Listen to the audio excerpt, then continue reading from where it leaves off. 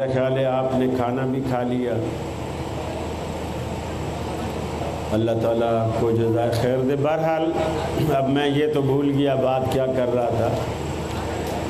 ویسے جلسے والوں کے لیے میرا مشورہ ہے کہ چونکہ ہر سال ہوتا ہے، بجلی چاہے جائے یا نہ جائے، جلسہ پورے کا پورا جنریٹر پر ہونا چاہیے، کیونکہ جب آپ جنریٹر کرائے پہ لاتے ہیں تو آپ اس کو چلائیں، وہ پورا کرایہ لے گا، تو آپ چلا کے کرایہ دیں۔ آپ کیوں بغیر چلائے کرایہ دیتے ہیں؟ پورے کا پورا جلسہ جنریٹر ہی پر ہو، تاکہ بجلی چلی بھی جائے یہاں پتہ نہ چلے کہ بجلی گئی ہے یا آئے۔ اب بھی اگر دوبارہ بجلی آ جائے تو جنریٹر بند نہ کریں، اسی پہ چلتا رہے۔ تو میں عرض کر رہا تھا، رسول اکرم صلی اللہ علیہ وسلم نے اس شخص کو اپنے قریب بلایا اور اس کی پیٹھ پہ ہاتھ پھیرا، کندھے پہ ہاتھ رکھا اور 3 دعائیں دی۔ اللہم طہر قلبہ واغفر ذنبہ واحسن فرجہ۔ اے اللہ، اس کے دل کو گناہوں کی غلاظت سے پاک اور صاف کر دے، اور اے اللہ اس کے گناہوں کو معاف فرما دے، اور اے اللہ اس کی آبرو کی حفاظت فرما۔ رسول اللہ کے سمجھانے کا، آپ کی نصیحت کا اور آپ کی دعا کا یہ اثر ہوا کہ صحابہ بیان کرتے ہیں پھر کبھی زندگی میں گناہ کا ارادہ کرنا تو دور کی بات، ہم نے راہ چلتے ہوئے کبھی نظر اٹھاتے ہوئے بھی نہیں دیکھا کہ اس نے راہ چلتے ہوئے نظر اوپر کو اٹھائی، ہمیشہ نظریں نیچی جھکا کے چلتا تھا۔ تو لوگوں کی ذہن سازی کیجیے، جب تک ہم ذہن سازی نہیں کریں گے تب تک وہ نتیجہ ہمیں نہیں ملے گا، وہ نتیجہ برآمد نہیں ہوگا۔ تو میں عرض کر رہا تھا کہ نبی رحمت صلی اللہ علیہ وسلم نے عمل کی قبولیت کے لیے 4 باتیں رکھی ہیں جو بنیادی بات ہے۔ پہلی بات اخلاص، کہ آپ ہر کام لوجہ اللہ کریں، اللہ کی خوشنودی کے سوا کوئی مقصد نہ ہو۔ لوگ کیا کہیں گے، لوگوں میں واہ واہ ہوگی نہیں ہوگی، اس کی پرواہ نہ کریں، میرا اللہ مجھ سے راضی ہو، بس آپ کو اس کی پرواہ ہونی چاہیے۔ اور دوسری بات اللہ کی توحید، آپ کا پورے کا پورا توکل اللہ رب العالمین کی ذات پر ہونا چاہیے، صفات میں، ذات میں، احکامات میں کسی کو شریک نہ کریں، پورے کا پورا توکل اسی ہستی پر ہونا چاہیے۔ آپ دیکھیں رسول اکرم صلی اللہ علیہ وسلم اللہ پر کیسے بھروسہ کرتے ہیں، حالانکہ آپ امام الانبیاء ہیں، سید الانبیاء ہیں، سید البشر ہیں، کائنات میں آپ جیسا اللہ نے دوسرا پیدا ہی نہیں کیا۔ اتنا مرتبہ اور مقام رکھنے کے باوجود اللہ کا ڈر کتنا ہے اور اللہ پر بھروسہ کتنا ہے۔ دوپہر کا وقت ہے، گرمی کا موسم ہے، جنگل ہے، آپ سفر میں ہیں، صحابہ بھی آپ کے ساتھ سفر میں ہیں، کوئی زیادہ درخت نہیں ہیں، چھوٹی چھوٹی جھاڑیاں ہیں راستے میں، اور صحابہ بکھر کے دوپہر کے وقت ان جھاڑیوں میں جہاں جہاں ان کو سایہ ملتا ہے وہاں لیٹ گئے۔ اللہ کے رسول صلی اللہ علیہ وسلم بھی ایک جھاڑی دیکھ کر آپ بھی وہاں اس کے سائے میں لیٹ گئے۔ آپ کے پاس ایک تلوار تھی، وہ آپ نے تلوار وہاں اٹھا کے رکھ دی، درخت کے ساتھ، وہ جھاڑی کے ساتھ آپ نے لٹکا دی۔ ایک کافر دبے پاؤں آیا اور اس نے سب سے پہلے وہ تلوار اٹھائی۔ تلوار اٹھانے کے بعد اس کے ہاتھ میں تلوار آ گئی اب وہ آپ کو جگاتا ہے، آپ کو بیدار کرتا ہے اور کہتا ہے اے محمد صلی اللہ علیہ وسلم اب آپ بتاؤ آپ کو میرے ہاتھ سے کون بچائے گا؟ چونکہ آپ خالی ہاتھ تھے، آپ کی تلوار اس نے لے لی اور آپ کو جگا رہا ہے۔ آپ اٹھے، کوئی نہیں، کوئی خوف نہیں، اس لیے کہ جس کے دل میں اللہ کا خوف ہو پھر وہ چھوٹے موٹے دوسرے خوف خود بخود ختم ہو جاتے ہیں۔ اللہ رب العالمین کے خوف کے بعد پھر دوسری چیزیں اس کے دل میں نہیں آتی۔ اور اس نے آپ سے پوچھا آپ کو میرے ہاتھ سے کون بچائے گا؟ رسول اقدس صلی اللہ علیہ وسلم نے فرمایا اللہ، مجھے اللہ بچانے والا ہے۔ آپ نے اللہ کہا، وہ تھر تھر کانپنے لگا، اس کے ہاتھ سے تلوار گر گئی، آپ نے جھٹ سے تلوار اٹھائی اور فرمایا مجھے تو میرے رب نے بچا لیا، اب تو بتا تجھے میرے ہاتھ سے کون بچائے گا؟ اللہ پر جو بھروسہ ہے یہ کبھی بھی رائے گاں نہیں جاتا۔ آپ نے کفار کو چیلنج کیا، سارے کے سارے مل جاؤ، میری مخالفت کرو، جو کچھ مرضی کرو، میں اکیلا تمہارے ساتھ لڑوں گا۔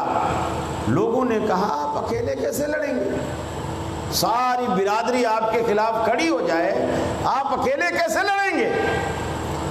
آپ نے فرمایا ان ولی اللہ الذی نزل الکتاب وهو يتولى الصالحین، میرا دوست اللہ ہے، ان ولی اللہ، میرا دوست وہ اللہ ہے، الذی نزل الکتاب، جس نے مجھ پر قرآن پاک اتارا، وَهُوَ يَتَوَلَّى الصَّالِحِينَ، اور وہی نیکوکاروں کا دوست ہے۔ اللہ سے دوستی کر کے تو دیکھو، اللہ سے یاری لگا کے تو دیکھو، پھر دیکھو وہ کیسے آپ کی بگڑیاں بناتا ہے۔ دوسری بات جو عمل کی قبولیت کے لیے اخلاص کے بعد جو دوسری چیز کام آنے والی ہے وہ یہی عقیدہ توحید ہے کہ آپ کے دل میں یہ بات بیٹھی ہونی چاہیے کہ ہمارے جبین نیاز کے لیے، ہمارے سجدوں کے لیے حقیقی مسجود اللہ ہے، اللہ کے سوا کوئی نہیں۔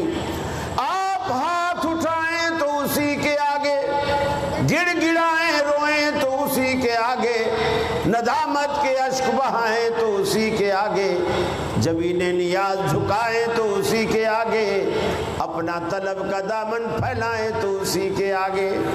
اللہ رب العالمین کہتا ہے میرے بندے کیوں مجھ پر الزام لگاتا ہے کہ میں اتنا گناہگار ہوں کہ رب العالمین ہماری سنتا نہیں؟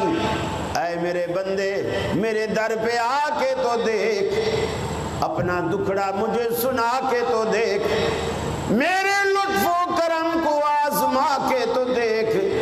اے میرے بندے تیرے آنے میں دیر ہو سکتی ہے، میرے راضی ہونے میں ہرگز دیر نہ ہوگی۔ اسی لیے اللہ کا قرآن کہتا ہے وَقَالَ رَبُّكُمُ ادْعُونِي أَسْتَجِبْ لَكُمْ، تمہارا داتا، تمہارا پالنہار، تمہارا پروردگار تمہیں کہتا ہے مجھے پکارا کرو، استجب لکم، میں تمہاری دعاؤں کو، میں تمہاری پکار کو قبول کرتا ہوں۔ رحمت عالم صلی اللہ علیہ وسلم نے اپنے ایک ساتھی، اپنے صحابی کو، حضرت معاذ بن جبل رضی اللہ تعالی عنہ کو یمن کی طرف داعی بنا کر بھیجا۔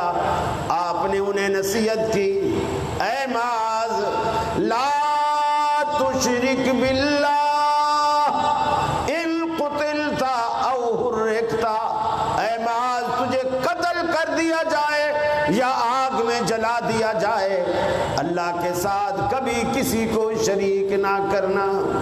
اللہ کے ساتھ کبھی کسی کو شریک نہ کرنا. اور شریک بھی کیسوں کو لوگ کرتے ہیں جو اتنا کمزور ہیں، اتنا کمزور ہیں. فرمایا لن یخلقوا ذبابا، اتنے کمزور ہیں وہ ایک مکھی بھی پیدا نہیں کر سکتے، ایک مکھی بھی. لن یخلقوا ذبابا ولو اجتمعوا له، ارے ایک مکھی بنانے کے لیے کوئی ایک سرکار نہیں، دنیا کی ساری سرکاریں جمع ہو کر، سب جمع ہو کر، وَلَوِ اجْتَمَعُوا لَهُ، سارے جمع ہو جائیں تب بھی ایک مکھی نہیں بنا سکتے. اللہ کے رسول نے یہ دوسری شرط رکھی عمل کی قبولیت کے لیے. آپ کے دل میں شرک کی غلاظت نہیں ہونی چاہیے، توحید کی خوشبو ہونی چاہیے، پھر عمل رب العالمین قبول کرتا ہے. اللہ رب العالمین خود کہتا ہے اذا سالک عبادی انی فانی قریب، اے میرے بندے، اے میرے حبیب، میرے بندے آپ سے جب میرے بارے میں پوچھے میں ان کے قریب ہوں یا ان سے دور ہوں، انہیں بتا دیجئے گا کہ میں ان کے قریب ہوں.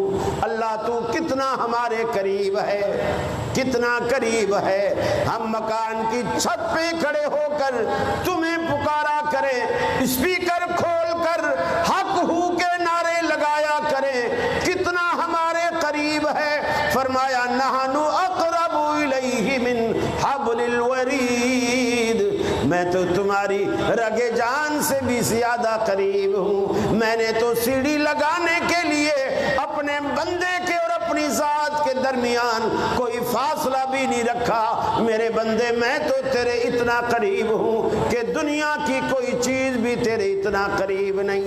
نحن اقرب، یہ دوسری شرط ہے جس کے بعد عمل قبول ہوتے ہیں. تیسری شرط، اگر آپ کا عمل اخلاص پر مبنی ہے، توحید پر مبنی ہے، تو تیسری شرط یہ ہے آپ کا وہ عمل سنت کے عین مطابق ہو، سنت کے بالکل مطابق. لوگ کہتے ہیں میاں حرج کیا ہے، اس میں حرج کیا ہے؟ اگر ہم نے کچھ کر دیا، کچھ یہ کر دیا، کچھ وہ کر دیا. سب سے بڑا حرج یہ ہے کہ نبی کریم صلی اللہ علیہ وسلم کی سنت کی مخالفت اللہ رب العالمین کو پسند نہیں ہے، اللہ رب العالمین کو موافقت پسند ہے. آپ اسی لیے اللہ کا قرآن کہتا ہے لقد کان لکم فی رسول اللہ اسوۃ حسنہ، تمہارے لیے نبی محترم صلی اللہ علیہ وسلم کی زندگی بہترین نمونہ ہے. ان کو دیکھو، ان کی زندگی کو دیکھ کر اپنی زندگیاں سنوارو. وہ ایک مشعل راہ ہے. آپ راستہ دیکھنے کے لیے، راستے کی تاریکی دور کرنے کے لیے سنت کی شمع کو روشن کیجئے اور اس روشنی میں آپ راستے کو طے کیجئے. یہ تیسری شرط ہے اس عمل کو قبول کرنے کی. دیکھیے میرے بھائی، ماشاءاللہ آپ کراچی میں پڑھے لکھے شہر میں رہتے ہیں، پڑھے لکھے شہر میں رہتے ہیں. مجھے بتائیے اگر ایک شخص یہاں دودھ کی دکان رکھتا ہے اور ٹب میں آپ کے سامنے ایک بالٹی پانی کی بھر کے ڈالتا ہے، آپ کیا کہیں گے؟ یہ ایماندار ہے یا بے ایمان ہے؟ کیا کہیں گے آپ؟ آپ کہیں گے بے ایمان. لیکن اگر کسی نے دکان مکے میں کھولی، مکے میں کھولی ہے اور دودھ کی دکان کھولی ہے، حرم کے بالکل باہر ہے، اور زمزم کا پانی بھر کے لاتا ہے آپ کے سامنے، اور زمزم کوئی کراچی جیسا معمولی پانی نہیں ہے، یہ منرل واٹر بھی اس کے آگے کچھ نہیں ہے، نہ نیسلے کے نہ کوئی دوسرے، کوئی حیثیت نہیں ان پانیوں کی زمزم کے آگے. اللہ کے رسول نے فرمایا اگر کوئی شخص زمزم کو ایک سانس میں اور پیٹ بھر کر پیتا ہے اور کوئی مراد دل میں رکھ کر پیتا مانگتا ہے اللہ تعالیٰ اس کی برکت سے اس کی وہ مراد ہی پوری کر دیتا ہے۔ اتنا عمدہ پانی ہے وہ، آپ کی مرادیں پوری کرنے والا۔ لیکن اگر کوئی شخص حرم مکی کے باہر دکان لگاتا ہے دودھ کی اور آپ کے سامنے زمزم کی وہ بالٹی بھر کے لاتا ہے جس سے مرادیں پوری ہوتی ہیں اور دودھ میں آ کے ڈال دیتا ہے، آپ کیا کہو گے؟ یہ ایماندار ہے، حاجی صاحب ہے، نیک آدمی ہے، ہماری مرادیں پوری کرانے کے لیے دودھ میں زمزم ڈالتا ہے، یا کہو گے بے ایمان ہے؟ کیا کہو گے؟ آپ کہو گے بھئی ایک تو آپ کی آواز ہی مجھ تک نہیں آتی۔ کراچی کے مولویوں نے، پنجاب والوں نے اتنا ہوشیار کیا ہے بجمے کو، بولو نہ بولو سبحان اللہ، اور کراچی والوں نے اتنا ٹھنڈا کیا ہے، اتنا پوچھو بھی تو نہیں جواب دیتے، بولتے ہی نہیں۔ حالانکہ پنجاب والے لسی پیتے ہیں، کراچی والے چائے پیتے ہیں۔ آپ لوگوں کو تو گرم ہونا چاہیے، ٹھنڈے آپ ہوئے پڑے ہو۔ میرے بھائی ملاوٹ ہے، چاہے آپ زمزم ملائیں یا کراچی کا پانی ملائیں، کوئی اچھی چیز دین میں ملائیں یا بری چیز ملائیں، بدعت تو بدعت ہے۔ اسی لیے اللہ کے حبیب نے فرمایا کل بدعت ضلالہ وکل ضلالۃ فی النار، ہر بدعت گمراہی ہے اور ہر گمراہی انسان کو دوزخ کی طرف لے جانے والی ہے۔ میرے بھائیو، اس چیز کو سمجھو، دین کو پرکھو آپ کی سنت کے مطابق۔ اب آپ دیکھیے جتنے بھی مسجدیں ہیں، جتنے بھی مسلک والوں کی مسجدیں ہیں، وہ جب اذان دیتے ہیں آخری جملہ اذان کا کیا ہوتا ہے؟ کیا ہوتا ہے؟ لا الہ الا اللہ، یہ آخری جملہ۔ سنی بھی یہی کہتے ہیں، دیوبندی بھی یہی کہتے ہیں، اہل حدیث بھی یہی کہتے ہیں، شیعہ بھی یہی کہتے ہیں۔ فرق یہ ہے کہ وہ 2 دفعہ کہتے ہیں، ہمارے 1 دفعہ کہتے ہیں، وہ 2 دفعہ کہتے ہیں۔ لیکن کیا مجھے بتائیے، آپ ایماندار سے بتائیے، محمد رسول اللہ کو آپ نہیں مانتے؟ مانتے ہو کہ نہیں مانتے؟ مانتے ہیں، لیکن آپ لا الہ الا اللہ پہ اذان کو ختم کرتے ہو، آگے محمد رسول اللہ کیوں نہیں کہتے؟ اس لیے کہ جو اذان اللہ کے نبی نے حضرت بلال کو سکھلائی ہے وہ اذان لا الہ الا اللہ پہ ختم ہوتی ہے، اس میں آگے محمد رسول اللہ کے الفاظ نہیں ہیں۔ اللہ کے رسول سے کس کو محبت نہیں ہے؟ اور آخری چیز عمل کی قبولیت کے لیے، آخری چیز، آپ اپنی کمائی کو حلال کر لیں۔ آپ کی کمائی میں حرام کا عنصر شامل نہیں ہونا چاہیے، آپ کی کمائی حلال ہونی چاہیے۔ یہی چیز بچوں کے پیٹ میں ڈالیں، یہی بیوی کے منہ میں ڈالیں، یہی خود کھائیں، اس کے آپ ثمرات دیکھیے، اس کے نتائج دیکھیے گا۔ آپ کے بچے آپ کے فرما بردار ہوں گے، نیک ہوں گے، صالح ہوں گے۔ لیکن اگر آپ حرام پہ بچے پالیں گے، یقین مانیے ان کی دنیا بھی برباد اور آخرت بھی برباد۔ نافرمان اولاد پیدا ہوگی، ماں باپ کی ایک نہ سنے گی، ماں باپ اس سے تنگ ہوں گے، بیوی نافرمان ہو جائے گی۔ یہ سب حرام کا وبال ہے۔ اپنی روزی کو حلال کیجیے۔ اللہ کے رسول نے فرمایا یہ چوتھی اور آخری شرط ہے کسی عمل کو قبول ہونے کے لیے، کہ اگر کوئی شخص حرام کھاتا ہے، حالانکہ مسافر کی دعا اللہ قبول کرتا ہے، مسافر کی دعا کو اللہ قبول کرتا ہے، لیکن فرمایا ایسا مسافر جس کے حالات بہت خراب ہو گئے، اشعث و اغبر، اس کے بال بھی بکھرے ہوئے، گریباں پھٹا ہوا، گرد و غبار میں اٹا ہوا، سفر کی صعوبت اٹھانے کے بعد ایک جگہ ہارے ہوئے جرنیل کی طرح تھک ہار کے بیٹھ جاتا ہے اور وہاں یہ آواز لگاتا ہے یا رب یا رب، اے میرے رب، اے میرے رب۔ اللہ کہتا ہے کیف یستجاب لذالک، اس بدبخت کی دعا کو میں کیسے قبول کروں؟ مطعمہ حرام، مشربہ حرام ملبسہ حرام وغذی بالحرام۔ فرمایا میں اس کی دعا کو کیسے قبول کروں، اس کا تو کھانا حرام کا، پینا حرام کا، اوڑھنا حرام کا، حرام اس کی گھٹی میں پڑ چکا ہے، میں اس کی دعا کو کیسے قبول کروں؟ حتیٰ کہ حرام کے پیسوں سے وہ احرام خرید کر، احرام باندھ کر، تلبیہ پکارتے ہوئے سوئے حرم روانہ ہوتا ہے اور منہ سے کہتا ہے اللہم لبیک لا شریک لک لبیک۔ اللہ رب العالمین کہتا ہے لا لبیک ولا سعدیک، ارے نہ تو تیرا تلبیہ پکارنا ہمیں منظور ہے اور نہ تیرا یہ ہماری دربار میں حاضری ہمیں قبول ہے۔ اللہ حرام مال سے کچھ بھی تو قبول نہیں کرتا، حتیٰ کہ آپ صدقہ بھی کریں تو رب العالمین قبول نہیں کرتا۔ اپنے عمل میں یہ 4 چیزیں رکھ لیجئے، مسجد بنانے سے پہلے، نماز پڑھنے سے پہلے، روزہ رکھنے سے پہلے، حج کرنے سے پہلے، زکوٰۃ دینے سے پہلے، آپ یہ چیز پہلے دیکھ لیجئے۔ آپ یہ کام اللہ کے لیے کر رہے ہیں، آپ نیک بخت ہیں، توحید کے عقیدے کے ساتھ کر رہے ہیں، آپ نیک بخت ہیں، سنت کے مطابق کر رہے ہیں، آپ نیک بخت ہیں، آپ حلال کمائی کھا کر یہ عمل کر رہے ہیں، آپ نیک بخت ہیں۔ اور اگر اس میں ذرا پر بھی کوئی فرق آ گیا، اللہ نے قرآن پاک میں کہا اللہ کا دیا ہوا رزق کھانے کے بعد اللہ رب العالمین کا شکریہ ادا کرو، اللہ کے شکر گزار بندے بن جاؤ۔ اللہ کی شکر گزاری کا ایک ہی راستہ ہے، ایک ہی راستہ ہے، اللہ تعبدو الا اللہ، اللہ کے سوا کسی کی بندگی نہ کیجیے، اللہ کے آگے جھک جائیے، اللہ کے آگے دامن پھیلا لیجیے، یہی ایک نمک حلالی کا راستہ ہے۔